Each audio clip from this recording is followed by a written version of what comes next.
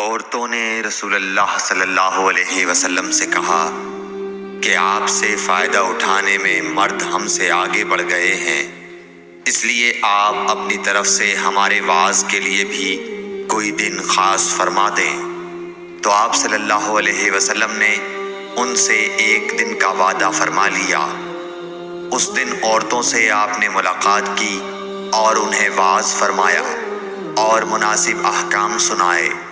جو کچھ آپ صلی اللہ علیہ وسلم نے ان سے فرمایا تھا اس میں یہ بات بھی تھی کہ جو کوئی عورت تم میں سے اپنے 3 لڑکے آگے بھیج دے گی تو وہ اس کے لیے دوزخ سے پناہ بن جائیں گے۔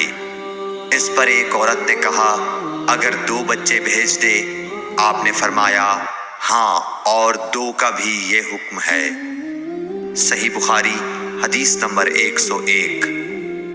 حضور اکرم صلی اللہ علیہ وآلہ وسلم نے فرمایا کہ ایسے 3 بچے جو ابھی بلوغت کو نہ پہنچے ہوں۔ صحیح بخاری حدیث نمبر 102۔ نبی کریم صلی اللہ علیہ وسلم نے فرمایا کہ جس سے حساب لیا گیا اسے عذاب کیا جائے گا۔ حضرت عائشہ رضی اللہ تعالی عنہا فرماتی ہیں کہ یہ سن کر میں نے کہا کہ کیا اللہ نے یہ نہیں فرمایا کہ عنقریب اس سے آسان حساب لیا جائے گا؟ رسول اللہ صلی اللہ علیہ وسلم نے فرمایا کہ یہ صرف اللہ کے دربار میں پیشی کا ذکر ہے، لیکن جس کے حساب میں جانچ پڑتال کی گئی سمجھو وہ غارت ہو گیا۔ صحیح بخاری حدیث نمبر 103۔ رسول اللہ صلی اللہ علیہ وسلم نے اللہ کی حمد و ثنا بیان کی، پھر فرمایا کہ مکے کو اللہ نے حرام کیا ہے، آدمیوں نے حرام نہیں کیا۔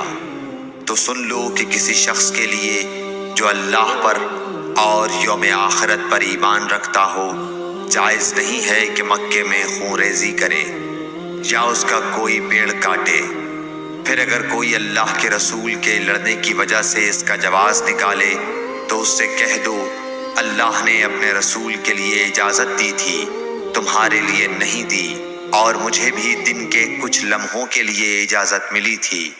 آج اس کی حرمت لوٹ آئی جیسی کل تھی، اور حاضر غائب کو یہ بات پہنچا دے۔ صحیح بخاری حدیث نمبر 104۔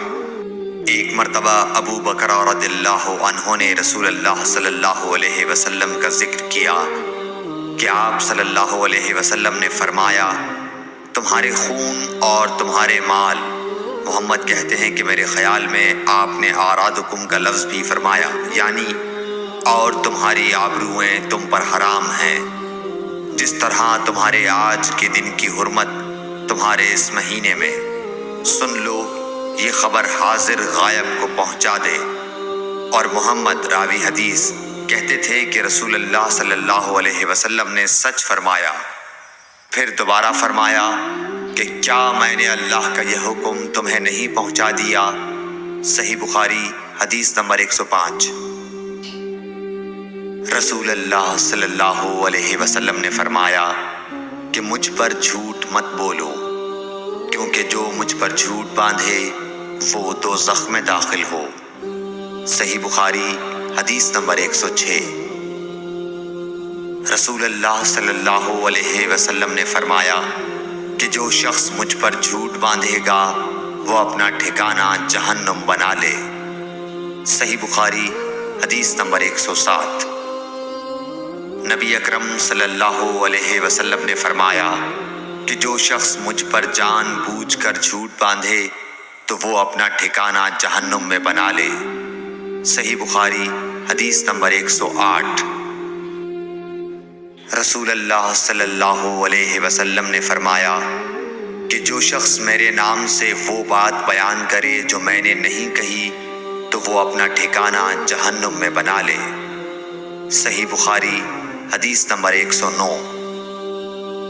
رسول اللہ صلی اللہ علیہ وسلم کا فرمان ہے کہ اپنی اولاد کا میرے نام کے اوپر نام رکھو مگر میری کنیت اختیار نہ کرو، اور جس شخص نے مجھے خواب میں دیکھا تو بلا شبہ اس نے مجھے دیکھا، کیونکہ شیطان میری صورت میں نہیں آ سکتا، اور جو شخص مجھ پر جان بوجھ کر جھوٹ بولے وہ دوزخ میں اپنا ٹھکانہ تلاش کرے۔